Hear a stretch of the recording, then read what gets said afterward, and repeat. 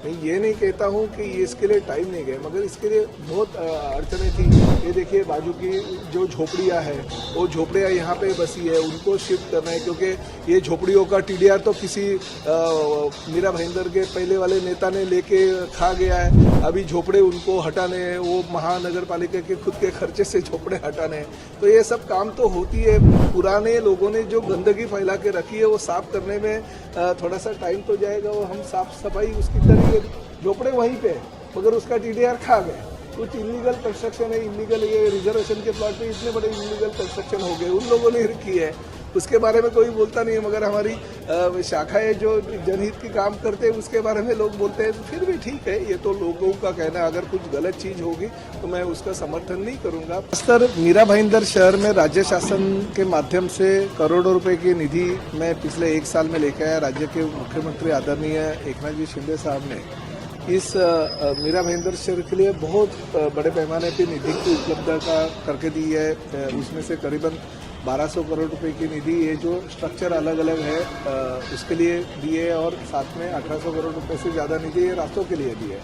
तो ये 1200 करोड़ रुपए की जो निधि है उसमें करीबन ये 60 करोड़ रुपए का निधि बाला साहब ठाकरे कला दालन जो शहर के मध्यवर्ती जगह है गोल्डन नेस्ट, वहाँ पे बन रहा है। साथ ही में हमारे प्रमोद महाजन कला दालन है, घोड़बंदर किला है, घोड़बंदर किले के बाजू में शिव सृष्टि है। उसके बाद में जो घोड़बंदर खाड़ी डेवलपमेंट है वो है। हम लोग वाटर ये जो खाड़ी किनारा है उसके माध्यम से हम लोग जलवाहतुक चालू कर रहे हैं, उसके लिए कुछ फंड दिया। और चेना रिवर फ्रंट के लिए 100 करोड़ से ज़्यादा निधि की उपलब्धता राज्य शासन के माध्यम से मुख्यमंत्री एकनाथ शिंदे साहब ने करके दी है। करीबन 4 महीने हो गए हमारे कमिश्नर साहब संजय काटकर जी को मीरा भाईंदर शहर में, और बहुत ही अच्छी तरह से वो काम शहर के हित के लिए कर रहे हैं। डेवलपमेंट के हित के हिसाब से वो लोग बहुत ही प्रयत्नशील है। साइड विजिट सब साइट की कर रहे हैं, मगर ये जो साइट हम आज कर रहे हैं ये हर जगह पे मेरे कॉन्स्टिट्यूंसी में जो बड़े बड़े प्रोजेक्ट है उसकी साइड विजिट आज कर रहे हैं कि काम की कहाँ तक हो गया है और काम की गति क्या है। तो ठेकेदार और संबंधित सभी डिपार्टमेंट के लोगों को भी यहाँ पे बुलाया गया है।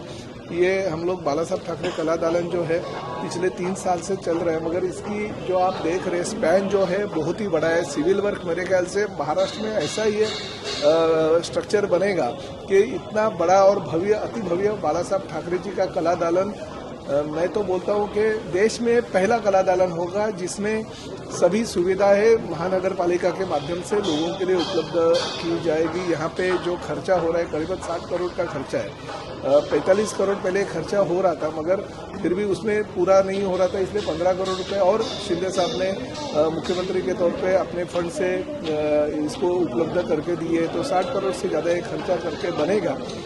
जल्दी से जल्दी हम तो कोशिश करते हैं कि जल्दी से जल्दी ये बन पाए, मगर कॉन्ट्रैक्टर 2-3 होने के हिसाब से इसको थोड़ी डिले हो रही है। मगर हम भी यही सोचते हैं कि थोड़ा डिले हो गया तो भी चलेगा, मगर काम बहुत अच्छा और सुनहरा होना चाहिए ताकि आगे के 50 साल मीरा भाईंदर शहर के लोगों को ऐसी वास्तु मिल नहीं पाएगी।